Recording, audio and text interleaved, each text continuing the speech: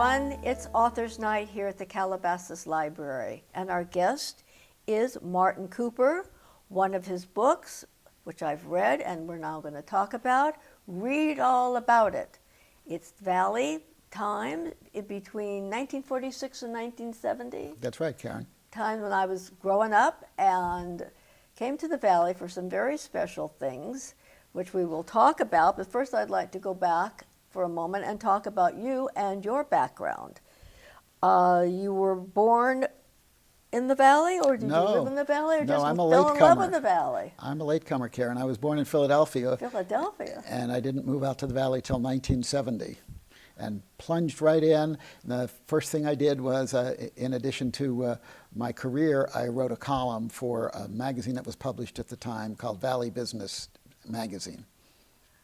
Oh, wow. So in addition to being a marketing consultant, you also wrote a column and wrote books. For that period of time, and then for nearly 7 years, I was a regular columnist for the San Fernando Valley Business Journal, which is what that book is, a compilation of those essays. And you were active as the head of VICA. I was chairman of VICA. I started a support group for the Jewish Home for the Aging. I was president of the Encino Chamber of Commerce. I'm on a lot of boards that keep me off the streets at night. Wow, keep you out of trouble. Hopefully. Well, you grew up in Philadelphia, but then did the history of the Valley. Well, as I told you when we first met a few moments ago personally, that my introduction to the Valley, being a citizen of Los Angeles itself, was after date night at LA High School, or meeting my friends from Fairfax High, Hammy High, Beverly Hills High. We would all go out to the Valley for either Baroni's Square Pizza or Bob's Big Boy, and they're wonderful, wonderful hamburgers. And they had these metal containers, big, tall metal containers with Spooner malts. You would scoop up in a teaspoon or tablespoon a delicious chocolate malt, and miss those days. You were a Fairfax Colonial. I was LA High. Ah. Roman. Oh, you went to LA High. I thought you said I went to Fairfax. LA High, but we had friends at Fairfax. All the schools were certainly within In the Western League at the time. Pardon me? It was all the Western League in athletics. Western League, yes. I'll tell you a good Bob's Big Boy story. I did their public relations for a number of years. Everyone knows that the number one entree item at Big Boy was hamburgers. You'll never guess what the number two item was, however. You'll never guess, I'll tell you. Liver and onions. Liver and Why onions? liver and onions, you will ask, Karen? Because in every family, no one liked liver and onions, but there's always one person who loved liver and onions. That person could only get it when they went to Big Boy restaurants. That's why it was the number two entree. My mother used to make it. It was horrible. See, you didn't have to eat it at home, but somebody in your family may have liked it when they went to Big Boy.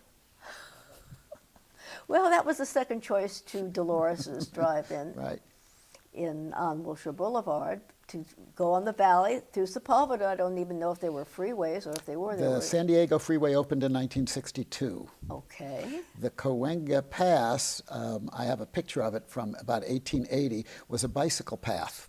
And the first time that anyone said they'd build a road through it was in 1922. They built a road, and in the 40s and 50s, you had 2 lanes of the boulevard. At that time, it wasn't a freeway. And down the center, you had the Pacific Electric red cars, late lamented Pacific Electric red cars. I remember taking the trolleys on Pico Boulevard, but I didn't come into the Valley until I was in high school, and then it was driven in somebody who's fortunate to have a car, or at least access to a car. So this book itself brought back some wonderful memories for me. And you're also a philanthropist. I'm involved in a variety of activities, yes. I'm vice chairman of the Boys and Girls Club of the West Valley. I started a support group for the Jewish Home for the Aging called the Executives, and I'm involved in a number of philanthropic and civic activities. Why was this book originally published by probably published now, I don't know, by the Los Angeles Public Library Photo Friends? Good question. There was a newspaper published in the Valley called the Valley Times. It was published from 1946 to 1970, right at the end of World War II.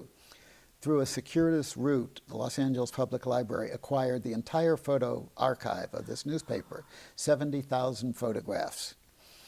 the people in the Central Library wanted to get this project known, that they had acquired this huge archive. It is the largest archive in existence of photographs of the San Fernando Valley, any place. And they put together an advisory council of people like Senator Bob Hertzberg and others who were perceived as opinion leaders in the Valley to sort of spread the word about this. And they asked me to chair it. The library needs about $400,000+ to catalog, digitize, and put online all of these photographs so that people can use them, so that they just don't mold away in the library. As part of that, because they knew I had written some other books, the library people started to talk to me about writing a book. So the book, Read All About It, is a history of the Valley, if you will, from 1946 to 1970, illustrated with about 150 photographs from this collection. Most fun in the world was sitting and picking out the photographs. Now, I don't want to just dwell on the history of all the dates that people would have coming to the Valley, because it kept the evening going longer if you go out afterwards to the Valley. A lot of the stuff that people were really entranced with was, and I know I was the history of the television and movie industry here in the Valley. Actually, the Valley was the home of the movie industry very early on. There was a company on the area that is now Universal Studios lot called the Providencia Ranch, originally in the 18th century and the 19th century. Universal Studios was founded in New York by a German Jewish immigrant named Carl Laemmle. He moved out here. One, the weather. Two, was to escape what it was called the Motion Picture Trust, which was when Edison created motion pictures, actually created them. He started a trust where you had to go to him and his company and pay them a licensing fee if you were going to use a camera, the camera that he invented. So people, in order to escape that, moved out of the Northwest where he had the most power. So in 1915, the first real movie studio was started here with Carl Laemmle in the Universal lot. Within a few years, he had set up bleachers. People were sitting in the bleachers and watching movies being made. Charged a quarter, but they could be as loud as they wanted because, of course, all the movies were silent movies, so there was no sound people around. And from 1915, the whole movement of motion pictures really began in the Valley when people moving out here. In the book, a man named Ted Gibson wrote an unpublished memoir. He was Encino's first postmaster, starting in 1925. And he wrote a memoir from about 1925 to about 1950. And in his memoir, he lists all the movie stars who lived in the Valley, dozens and dozens, even hundreds. The studios began to film outdoor scenes in the Valley. There was the Warner Ranch, there was the RKO Ranch, there was the Paramount Ranch, all of them in the Valley because they were making westerns and other outdoor movies. Eventually they realized, why pay the very exorbitant rent rates in the city of Los Angeles when we could move to the Valley? So Disney moves to Burbank, Warner Brothers moves to Burbank, and you have really more motion pictures being made here in the Valley than any place in the world. Television, similarly. Television grew up here in the Valley. The first all-color studio for making television films in color was NBC in Burbank, which was there up until recently. So it's had a very long history in the Valley. Not only the actors, the cinematographers, the set designers, all of the people involved in creating motion pictures. Well, right here in Calabasas, if you go up Parkway Calabasas, come to the street Park Entrada leading to the Golf and Country Club, to the right, there's wooden buildings that used to be the offices and the barns. And then to the left, where you have the homes that were built, are built, you used to have where all the horse ranches were for Warner Brothers. In fact, when we moved here in 1975, I believe, then another 5 or 7 years after that, up to that area, there were a lot of fires. And when the fires, or the danger of fires, everybody who was available, adults, would go across Parkway Calabasas and get the horses and lead them to safety, because the horses, even smelling the smoke, were quite terrified. And that's the only thing we have left of Warner Studios are those few buildings that are now just being used as offices for the Golf and Country Club. Throughout the Valley's history, there are really three industries that have dominated: agriculture up until the last half century, aviation and aerospace, and filmed entertainment. And this has been the creative hub of not only films and not only television, but electronic games, everything that requires the creative mind. Well, it seems a lot of the electronic companies have left. I remember Litton Industries and Data Products, one of the first computer companies. They were all here. That's right. And they were all, often they were part of aviation or aerospace companies. Yes. They were separate divisions. All of those, Litton got into making microwaves. Maybe it's Litton that I'm thinking of. Yes. Yeah. So yeah, it was very interesting how the aviation community came here, and of course was throughout the valley during the war. Lockheed at what is now the Burbank Airport. I have a wonderful picture, it may be in the book, of Lockheed during the war. The entire facility was covered with a camouflage net because there was a fear of Japanese airplanes coming and bombing the West Coast. So they set it up so that if a Japanese bomber should fly over Lockheed in Burbank, what they would look down, they would see a camouflage net that made it look like a green field. And not too long ago, we had Lockheed's executive headquarters here in Calabasas. That's right. Now they're pretty much out in Palmdale. They've moved the famous Skunk Works there, and most of the facilities are there. Now, how did you do your research when you said you had, as soon as you came here in the 70s, you started researching? Where did you get all your research, other than the photographs? Well, I happen to love researching, and the researching was about a year and a half, maybe a little more of the book. And there were three major sources. One was the Encino branch of the Los Angeles Public Library, a wonderful facility. One of the best things about the Los Angeles Public Library is, and I love libraries, is that you can go into your own branch and order a book that can be in another branch of the library any place in the city, and they'll deliver it to you and you pick it up there. So if you go through the index of the book, the bibliography, you'll see scores of books. So a lot of it was that kind of research. A lot of it was interviewing people. I mean, I got to interview some fascinating people in doing the book. Who was the most fascinating of all? If I tell you that, I'll alienate all the others who see this, who I don't name. That's very difficult. But I'll name you a few? Of course, I'll name you a few. One was a man, Chief Sullivan was a man who joined the Los Angeles Police Department in 1937. It was still a corrupt police department. He rose to become an assistant chief. When Ronald Reagan was elected governor of California, his first appointment was Chief Sullivan as the head of the California Highway Patrol. And under his directorship of the California Highway Patrol, he brought helicopters, he brought motorcycles, and he was the one who got the law passed that said the California Highway Patrol have primacy on all the freeways. Before then, if you were on a freeway and you went from Santa Monica to Los Angeles, the police had to hand it off to different ones. So he was quite a person. He lived in Encino for more than 50 years, and I had two-hour interviews with him. And sadly, he died a few months ago at age 103. Long life, long life. Well, what do you miss most? Well, let's take a break, and then we'll go into what you miss most, because now you see it, now you don't.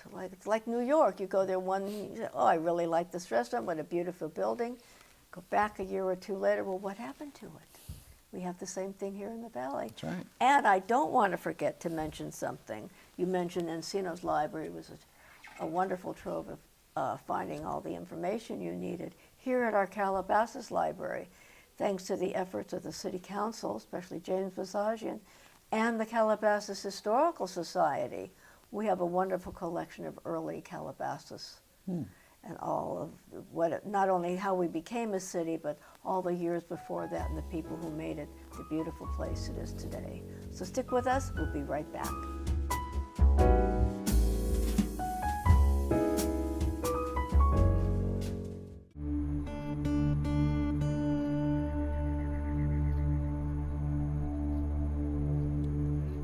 is this guy? So thirsty. I hear he travels from the north. Look!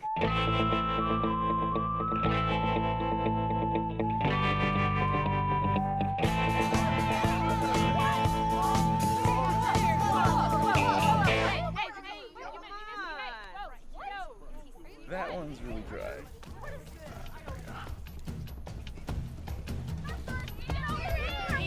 LA is in a drought, yet over half of our drinking water is being used for landscaping. But it doesn't have to be that way. Just 1 inch of rain can yield thousands of gallons of water for use in landscaping and saves drinking water for drinking. Rain barrels, cisterns, and curb cuts are just a few ways to save water and energy. For more, visit LADWP and the Bay Foundation online.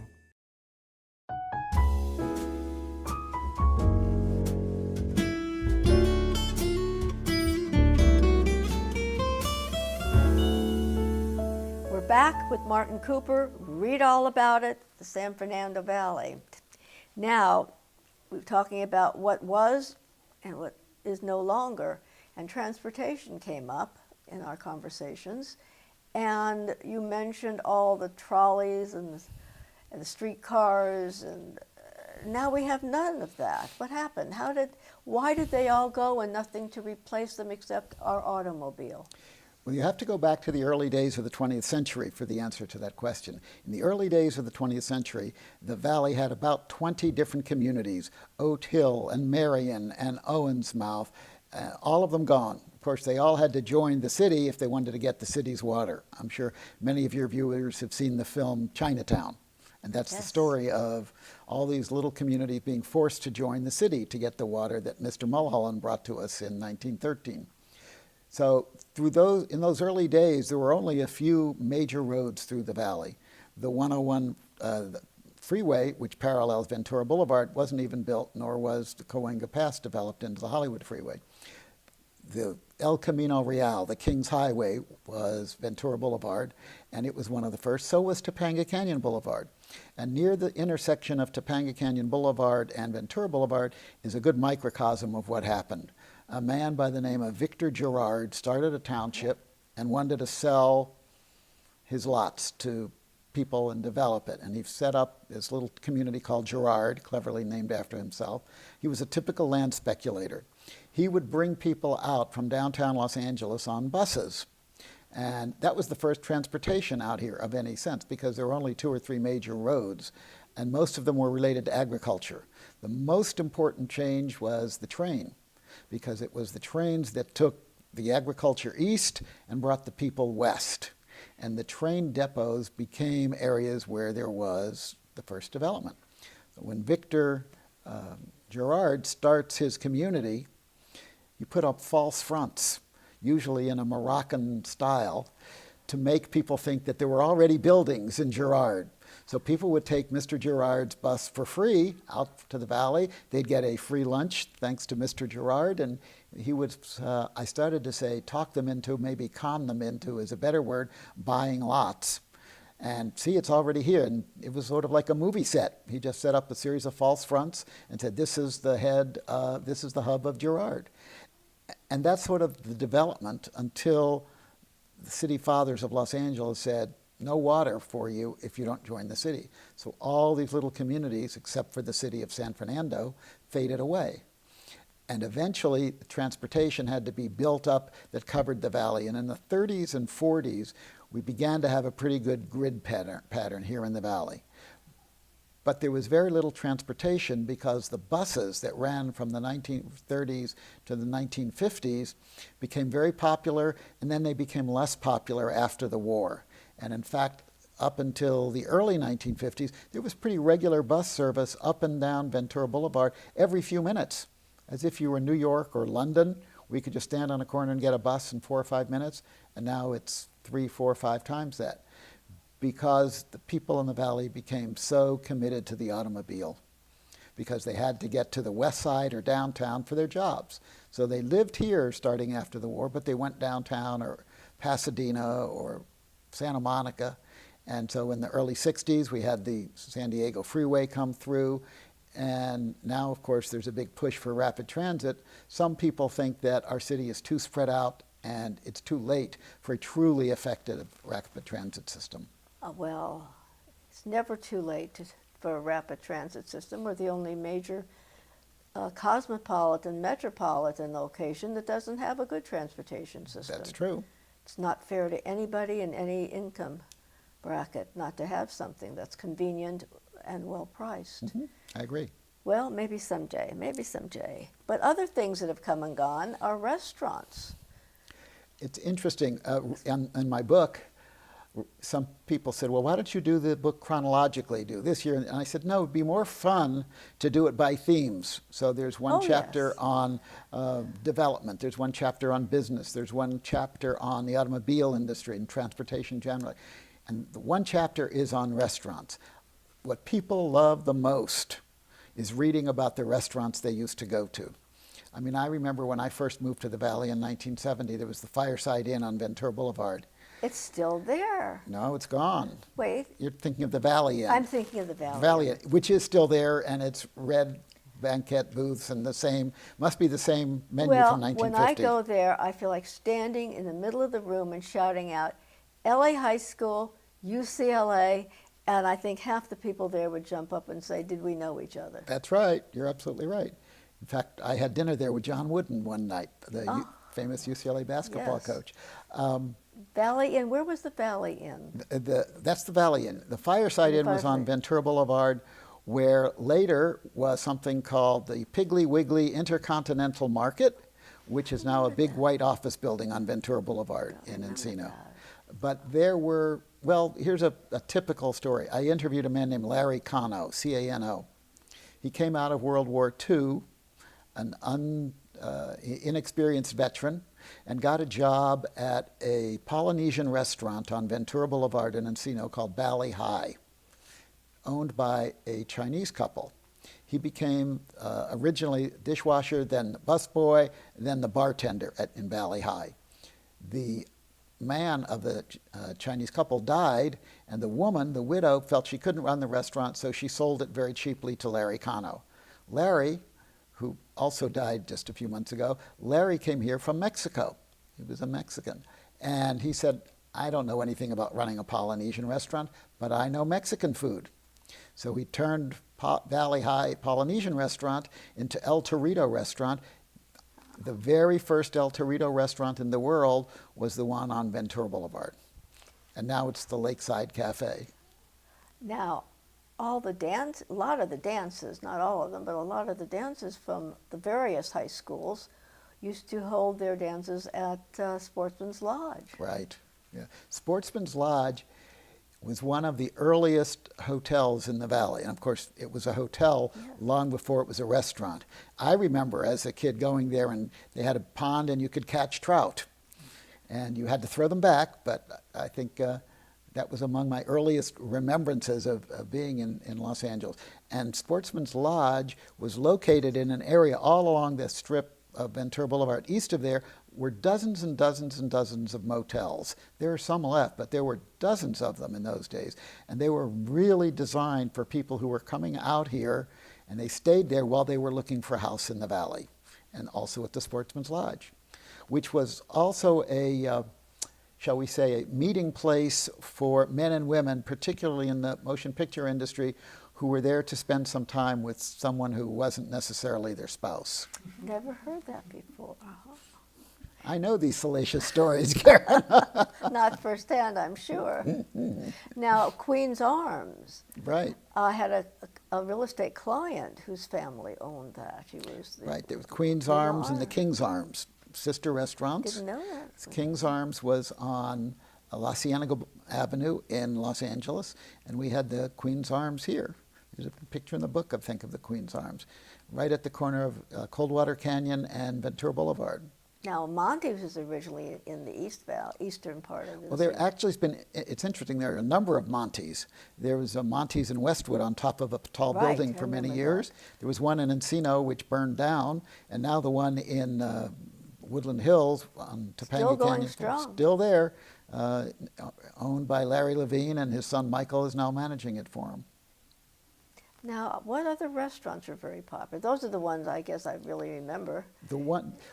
this advisory council that I mentioned to you that we put together, about 20 people, I sent them all emails saying, I'm doing a thing on restaurants. Do many of you remember restaurants? Well, but the number one restaurant that people mention, Bob's Big Boy. And two of them, one on Van Nuys Boulevard and another, the current one, in Toluca Lake on Riverside Drive. Evidently the one on Van Nuys Boulevard, people from Van Nuys High School, the kids, would go there in the morning before going to class, and they'd decide whether to ditch class or not at that Bob's Big Boy. That was the big discussion every morning. Did anyone mention, I think it was Edward's Steakhouse? Yes, Edward's Steakhouse is Where right. they had a rubber chicken? Mm-hmm. And there a lot of movie... A real rubber chicken that he would swing around. That they would swing around. Yeah. Do you remember Farrell's Ice Cream? Oh, yes. The zoo and the big ice cream, and that was a big tradition around here for many years. There were a lot of restaurants named after animals. There was the Duck Press. There was the White Horse Inn. There were dozens of them for whatever reason. But the restaurants have come and gone with great rapidity. According to the United States Small Business Administration, restaurants have a higher failure rate than any other category of business. And the joy of those restaurants, most of them were single proprietorships, single entities, not a chain. Not chains. That's right. And often you would know the owner. Yes. You go in and know the owner. Yeah. And there were pockets of restaurants. There was a pocket of restaurants. Diamond Jim's was on the corner of Sepulveda and Ventura. And from there west, maybe to White Oak, there were a whole group of restaurants. And Pink Pig? Otto's Pink Pig, owned by a man named Otto Nasser. It was on the corner of Houston Street and Van Nuys Boulevard. And you could go in there from 5 until 7 every evening during the week for the early bird special. And he died, and the restaurant was sold by his family. But you would see Otto when you were there, and he would greet people, and there were homey restaurants. Today, restaurants aren't homey. You have to work to get to know the manager or the owner of a restaurant today. And they change all the time, and they're so loud. Yeah. Well, New York style. Change in restaurants and businesses is like change in life. It's not arithmetic, it's geometric. It's faster and faster. And it happens with all sorts of small businesses. It's the way of our society. What else have you seen change so dramatically here in the Valley? Movie theaters. Oh, okay.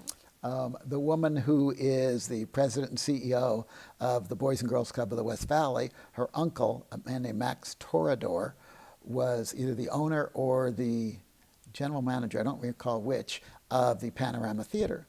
And she told me they used to have a crying room in the back.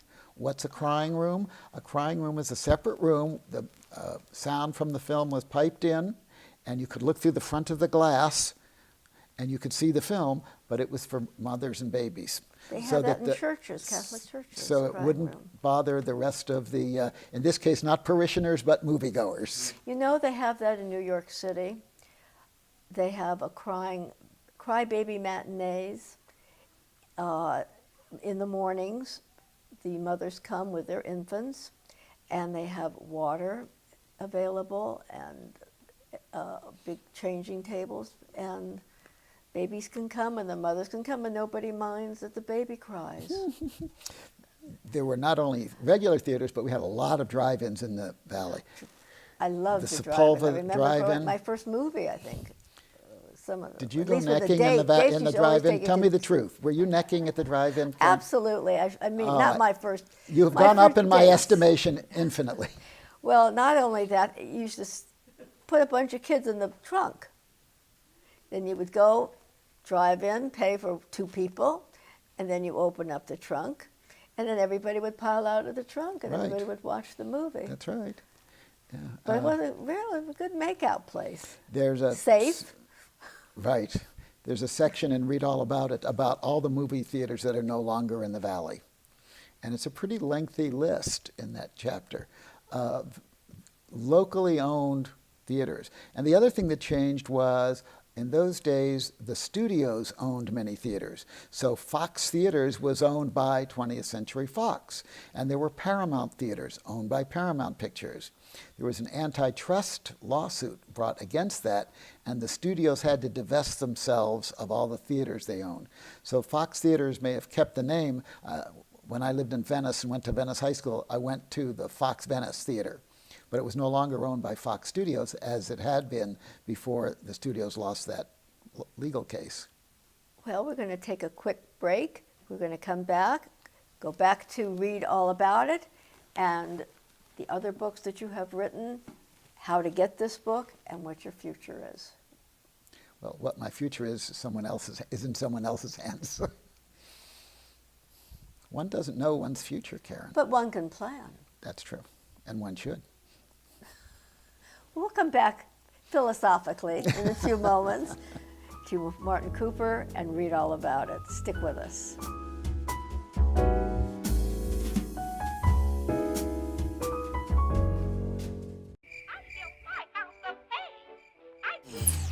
Not it. Not it. Again?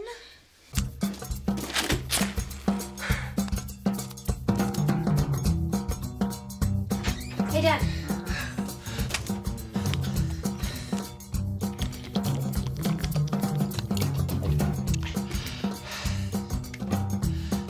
Dad.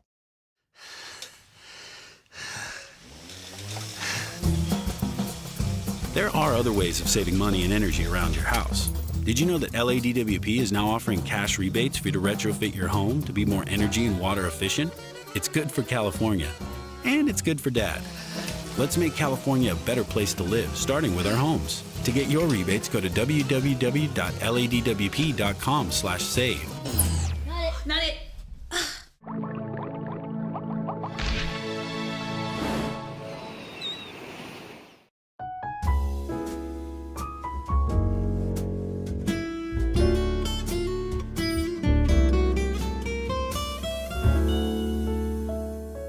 Back with Martin Cooper and read all about it.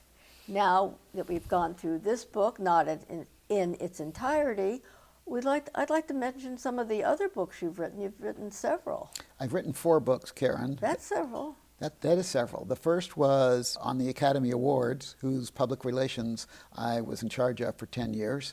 And I wrote a book on the Academy Awards. My second book was... Well, what about the Academy Awards? Same thing, the history of it? I covered 1 year in detail and some of the overall history. But when you're in charge of the Academy's public relations for 10 years, you have lots of good stories to tell. Did you tell the good stories? Tell a good story. All right, here's a good story. This is my favorite story. During the Blacklist, the McCarthy era, there was a man named Dalton Trumbo who wrote a film. There's a film coming out on him. It's what I'm going to talk about. Good. It's a film called Trumbo, and Dalton Trumbo was one of the Hollywood 10 who was sent to jail for refusing to mention or to say whether he had been or was a member of the Communist Party because he felt it was contrary to our Constitution to be forced to talk about his political beliefs. He went to jail. He wrote a film. He wrote a number of films, but under an assumed name. And one of the names he used was Robert Rich. He wrote a film called The Brave One under the name Robert Rich, and it won the Academy Award for Best Screenplay.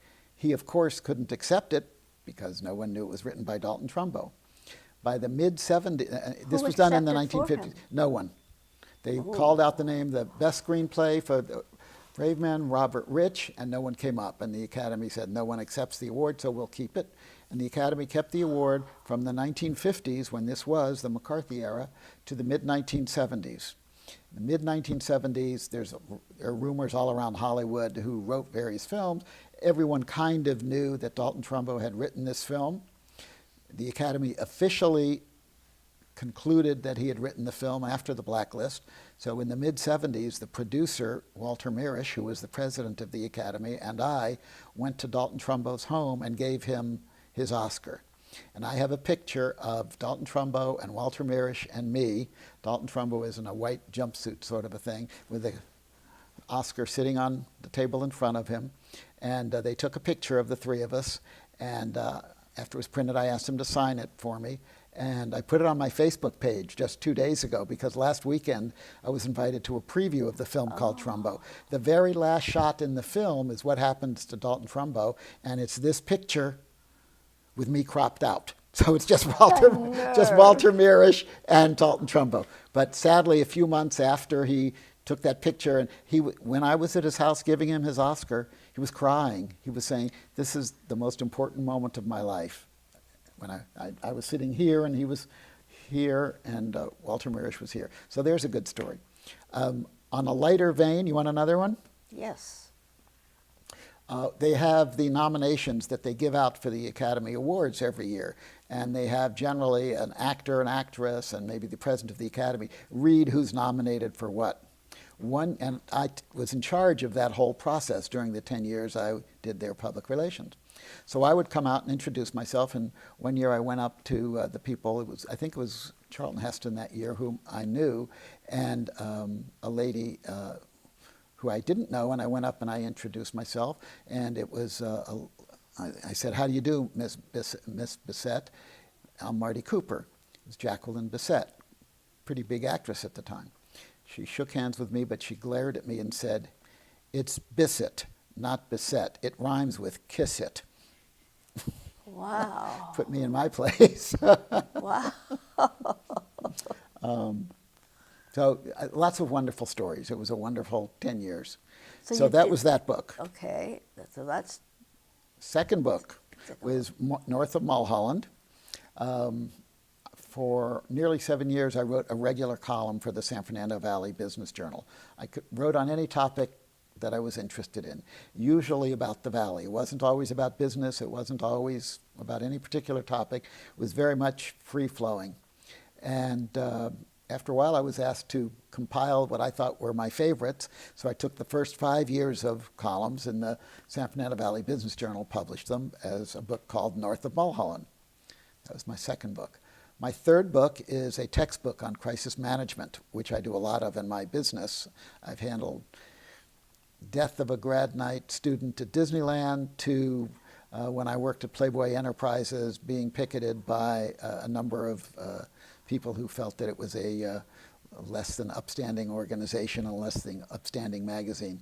So I wrote a book called Coping with Crisis in a Complex World, and that's used as a college textbook. And then, of course, this is my fourth book. what is your next. Well, you say you can't determine your future, but you can certainly make plans to have a fruitful one. Right. and I have a worthwhile. few ideas. For many years, I have been interested in both Harry Truman and Winston Churchill. Oh, my two favorites. Mine too. I finished even on the computer, it was a 700-page book on Truman. And The one by David McCullough? I think so, Yeah. yes. I didn't think I'd ever finish it, but yet you couldn't put it Yeah, it's a down. wonderful book. What a hero. He's one of my favorite politicians, and the speeches of Winston Churchill are magnificent. Well, I'm on the Truman Library Advisory Board, so I get to Kansas City and I have access to the library there, but I'm also a member of the International Churchill Society, so I have access to all of the Churchill archives. So the two met at Potsdam right after the war, and they remained friends for years after that.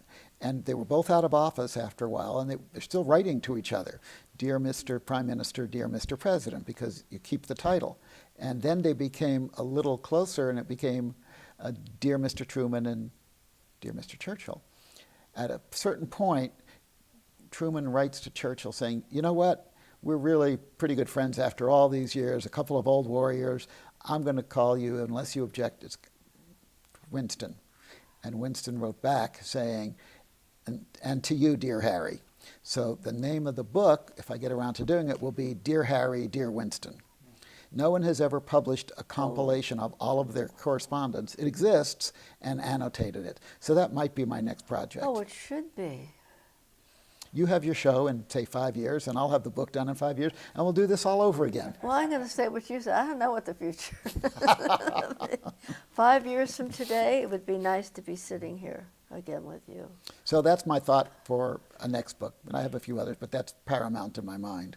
Now, the thing that is paramount in my mind, if people buy your books, we will have this book here, of course, in our library, is that you have made it available, preferably through your website, through your Right. email, because the profit you give 100% to the Boys and Girls Club? Right.